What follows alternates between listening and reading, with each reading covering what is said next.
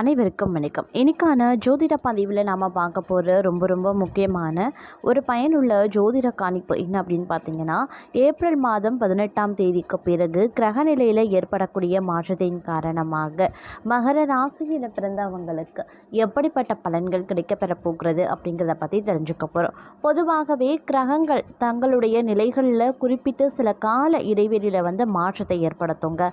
இது பார்த்திங்க அப்படின்னா 12 ராசிக்காரர்கள் மத்தியிலையுமே வெவ்வேறு விதங்களில் தாக்கத்தை ஏற்படுத்தும். அந்த வகையில் பார்த்தோம் அப்படின்னா, தற்போது நிகழ்ந்திருக்கக்கூடிய இந்த கிரக மாற்றத்தின் அடிப்படையாக கொண்டு பார்த்தோம் அப்படின்னா, மகர ராசியில் பிறந்தவங்களுக்கு சுபமான பலன்களை கிரகநிலைகள் அமைக்கப்பெற போகிறதா, அல்லது சாதகமற்ற விளைவுகளை கிரகமைப்புகள் ஏற்படுத்த போகிறதா, என்ன மாதிரியான விஷயங்கள் எல்லாம் நீங்கள் ரொம்ப கவனமாக இருக்கணும், என்ன மாதிரியான விஷயங்களை முயற்சி பண்ணால் உங்களுக்கு சாதகமான நிலைகள் உருவாகும் அப்படிங்கிறத பற்றின முழு தகவலை நீங்கள் தெரிஞ்சுக்க வீடியோவை ஸ்கிப் பண்ணாமல் கடைசி வரைக்கும் பாருங்கள். இந்த பதிவு உங்களுக்கு மிக பயனுள்ள விகிதத்தில் இருக்கும். வீடியோக்குள்ளே போகிறதுக்கு முன்னாடி இதுவரைக்கும் நீங்கள் நம்ம சேனலை சப்ஸ்கிரைப் பண்ணல அப்படின்னா உடனே சப்ஸ்கிரைப் பண்ணிக்கோங்க. அப்படியே பக்கத்தில் இருக்கக்கூடிய நோட்டிஃபிகேஷனுக்கான பெல் பட்டனையும் ப்ரெஸ் பண்ணிக்கோங்க. சரி நேயர்களே, வாங்க வீடியோக்குள்ளே போகலாம்.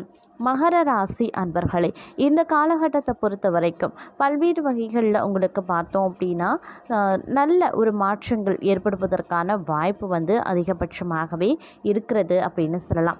இந்த நேரத்தை பொறுத்த வரைக்கும் வெளியூர் வெளிநாட்டு பயணங்கள் சாத்தியமாகும். அதே மாதிரி நீங்கள் செல்லக்கூடிய ஒவ்வொரு பயணங்களும் பார்த்தீங்க அப்படின்னா உங்களுக்கு சாதகமான நிலைகளும் செல்லக்கூடிய பயணங்கள் தங்களுக்கு வெற்றியையும் தரக்கூடிய வகையில் இருக்கப்பெறுகிறது அப்படின்னு சொல்லலாம். ஆன்மீக ரீதியான நாட்டம் இந்த காலகட்டத்தில் சற்று அதிகரிக்க செய்யுங்க. அதே மாதிரி ஆன்மீக சுற்றுலா, இன்ப சுற்றுலா செல்வதற்கான வாய்ப்பு இன்றைய காலகட்டத்தில் அதிகபட்சமாகவே இருக்கப்பெறுகிறது அப்படின்னு சொல்லலாம்.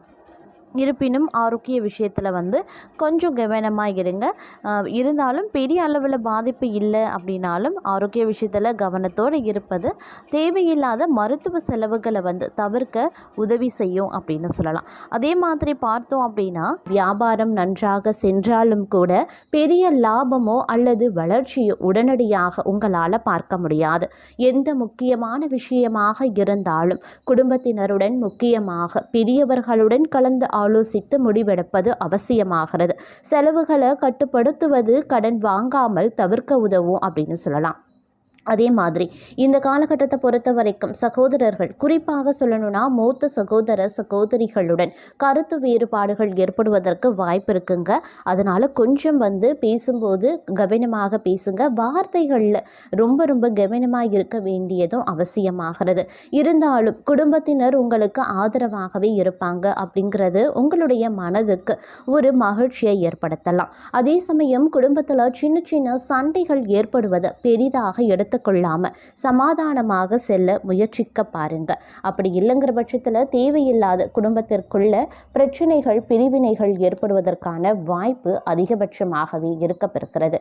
அதே மாதிரி இந்த காலகட்டத்தில் திருமண உறவில் ஏற்படக்கூடிய சிக்கல்களை வெளிப்படையாக மனம் விட்டு பேசி சரி செய்து கொள்வது அவசியம். உங்களுடைய நண்பர்களோ அல்லது குடும்பத்தில் இருக்கக்கூடிய பெரியவர்களோ உங்களுடைய பிரச்சனைக்கு சிறந்த ஆலோசனைகளையும் வழங்குவாங்க.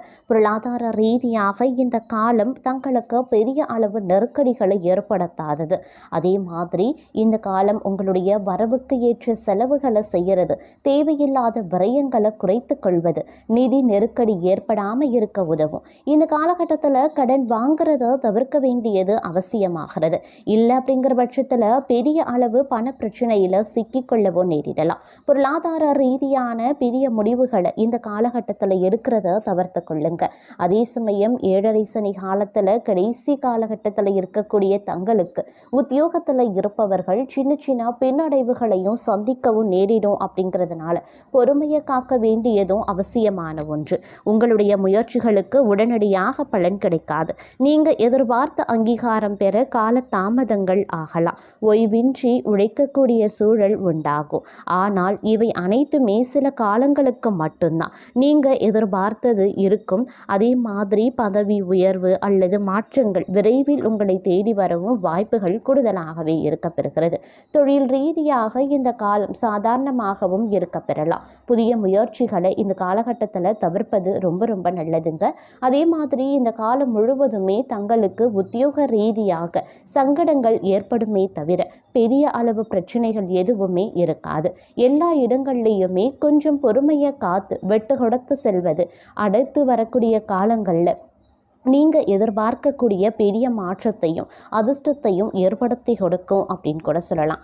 அதே சமயம் இந்த காலகட்டத்தை பொறுத்த வரைக்கும் கொஞ்சம் கவனத்தோடு இருக்க வேண்டியதும் அவசியமாகிறது.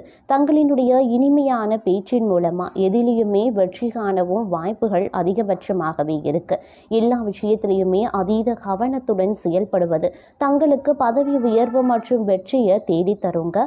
எதிர்பார்த்த வாய்ப்புகள் வந்து சேரும். அதை சரியாக பயன்படுத்தி கொண்டீங்க அப்படின்னா வாழ்க்கையினுடைய அடுத்த கட்டத்திற்கு நீங்க செல்ல முடியும். அதே மாதிரி எல்லா விஷயத்திலையுமே கவனத்தோடு செயல்படக்கூடிய பட்சத்தில் பிரச்சனைகளை பெரிதாக்காம பார்த்து கொள்ள முடியும். வரக்கூடிய பிரச்சனைகளையும் உங்களால் தவிர்க்க முடியும். அது மட்டும் இல்லாமல் உங்களுடைய வேலை மற்றும் வியாபாரம் தொடர்பாக இழப்புகளை சந்திக்க வாய்ப்பு இருக்கு. எதிரிகள் விஷயத்திலையும் நீங்க கொஞ்சம் கவனமாக இருக்கணும். தேவையற்ற எதிர்மறை எண்ணங்கள் மனதில் தோன்றலாம்.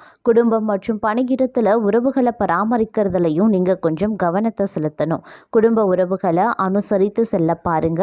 சிலருக்கு உடல்நல பிரச்சனைகள் வேலையை முடிக்கிறதுல தொந்தரவு ஏற்படுத்தலாம். கடன் வாங்க வேண்டிய சூழல் ஏற்படுங்க. இந்த காலத்தில் உங்களுடைய உணவு மற்றும் உடல் ஆரோக்கியத்தில் கவனத்தை செலுத்துறதும் முக்கியமான ஒன்று அப்படின்னு நான் சொல்லணும். அது மட்டும் இல்லாமல் இந்த காலகட்டத்தில் உடல் நலத்தில் கூடுதல் கவனம் ரொம்ப ரொம்ப முக்கியம். வாழ்க்கை துணை, தொழில், கூட்டாளி ஸ்தானத்தில் பார்த்தோம் அப்படின்னா இந்த காலம் அப்படிங்கிறது கொஞ்சம் மோசமான விளைவுகளை ஏற்படுத்தக்கூடிய வகையில் தான் இருக்குது. அதனால் வாழ்க்கை துணை, கூட்டாளி, தொழில் இந்த மாதிரியான விஷயங்களில் கொஞ்சம் கூடுமான வரைக்கும் அதிக எச்சரிக்கை உணர்வுடன் இருக்க பாருங்க. அதே மாதிரி திருமண வாழ்க்கையிலையும் கருத்து வேறுபாடுகள் அதிகரிக்கலாம். நீங்கள் செய்யக்கூடிய தொழில் வியாபாரத்தில் கூட்டாளிகளை அனுசரித்து செல்லுங்க. உங்களுடைய கணக்குகளை வெளிப்படையாக வைப்பதும் அவசியம். துணையுடன் இருக்கக்கூடிய கருத்து வேறுபாடுகளை நீங்களே பேசி தீர்த்து கொள்வது ரொம்ப நல்லது.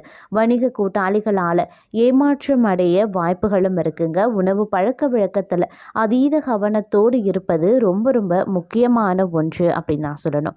அதே சமயம் இந்த காலகட்டத்தை பொறுத்த வரைக்கும் பல வகைகளில் பிரச்சனைகளை நீங்கள் எதிர்கொள்ள வேண்டிய சூழ்நிலையும் உருவாகலாம். அப்படிங்கிறதுனால கொஞ்சம் எச்சரிக்கையாக எல்லா விஷயத்திலையுமே சிந்தித்து செயல்படுவது ரொம்ப ரொம்ப அவசியமான ஒன்றுங்க. அதே மாதிரி எந்த ஒரு விஷயத்திலையுமே பார்த்தீங்கன்னா பொறுமை அப்படிங்கிறது ரொம்ப ரொம்ப முக்கியம். பொறுமையை நீங்கள் இழந்தீங்க அப்படின்னா தேவையில்லாத சிக்கல்கள், தேவையில்லாத பிரச்சனைகளை எதிர்கொள்ள வேண்டியதாக இருக்கும். இந்த காலகட்டத்தை பொறுத்த வரைக்கும், இந்த பங்குனி மாதத்தை பொறுத்த வரைக்கும் கிரகங்களினுடைய சேர்க்கை அப்படிங்கிறது அவ்வளவா சாதகமாக இல்லை. அதாவது சூரிய பகவான் மற்றும் சனி பகவானினுடைய சேர்க்கையும் பார்த்தீங்கன்னா உங்களுக்கு பல வகைகளில் துன்பங்களை ஏற்படுத்தும். அதே மாதிரி சனி மற்றும் ராகுவினுடைய சேர்க்கையும் பார்த்தீங்க அப்படின்னா பல வகைகளில் சவால்கள் எதிர்கொள்ள வேண்டியதாகவும் இருக்கும். அதனால் பொறுமையை கடைபிடிக்க வேண்டியது அவசியமாகிறது. முன் கோபத்தை வெளிப்படுத்தக்கூடாது. நிதானமாக இருந்தால் மட்டுமே உங்களுக்கான நன்மைகள் நடக்குங்க. இல்லை அப்படிங்கிற பட்சத்தில் வரப்போகும் நன்மை கூட வந்த வழி தெரியாமல் திரும்பி போயிடும். இடமாற்றம் ஏற்பட வாய்ப்பு இருக்குது. வேலையிலையும் சரி, செய்யக்கூடிய தொழிலையும் சரி, வியாபாரத்திலையும் சரி சின்னதாக ஒரு மாற்றம் உண்டாகலாம். அதை நீங்களே எதிர்கொண்டு தான் ஆக வேண்டுங்க. வியாபாரத்தில் புதிய முதலீட்டின் போது கவனமாக இருக்க வேண்டியது முக்கியம். அனுபவசாலிகளின் பேச்சை கேட்க பாருங்க. அடம்பிடித்து எந்த காரியத்தையும் சாதிக்க வேண்டாம். வீம்புக்காக எந்த ஒரு வேலையையும் செய்யாதீங்க. உடல் ஆரோக்கியம் சம்பந்தப்பட்ட பிரச்சனைகளை உடனடியாக சரி செய்வது ரொம்ப ரொம்ப நல்லது. அதே மாதிரி சிந்தித்து செயல்பட வேண்டியதும் அவசியமான ஒன்று. எந்த விஷயத்திலையுமே அவசரப்படக்கூடாது. நீங்கள் எடுத்து வைக்கக்கூடிய ஒவ்வொரு அடியிலையுமே கூடுதல் கவனத்தோடு இருக்க வேண்டியது முக்கியமான ஒன்று. அதிலும் குறிப்பாக சொல்லணும்னா பிள்ளைகளுடைய எதிர்காலத்திற்கு தேவையான வேலைகளை செய்யறது, மனைவிக்கு எதிர்காலத்திற்கு தேவையான சேமிப்பை துவங்குவது, இது போன்ற வேலையில் அக்கறை காட்டுவீங்க. அதே மாதிரி வியாபாரத்தை முன்னேற்ற அயராது உழைப்பீங்க. வேலையில் எப்படியாவது முன்னேற நல்ல பெயர் எடுக்க வேண்டும் அப்படின்னு கூடுதல் உழைப்பை போட வேண்டியதாகவும் இருக்கலாம். ஆரோக்கியத்தில் கொஞ்சம் கவனத்தோடு இருக்க பாருங்க. குடும்பத்தில் அவ்வப்போது பிரச்சனைகள் எழுந்தாலும் கூட ஓரளவிற்கு சந்தோஷத்திற்கு எந்தவித பிரச்சனையும் இருக்காது அப்படின்னு சொல்லலாம். இருப்பினும் குடும்ப விவகாரங்களில் மற்றவர்களிடத்தில் பகிர்ந்து கொள்வதை தவிர்க்கக்கூடிய பட்சத்தில் குடும்பத்தில் தேவையில்லாத பிரச்சனைகளை உங்களால் தவிர்க்க முடியும். அதே சமயம் உங்களுக்குரிய மதிப்பும் மரியாதையும் பார்த்தீங்க அப்படின்னா அதிகரிக்கவும் வாய்ப்புகள் இருக்குங்க.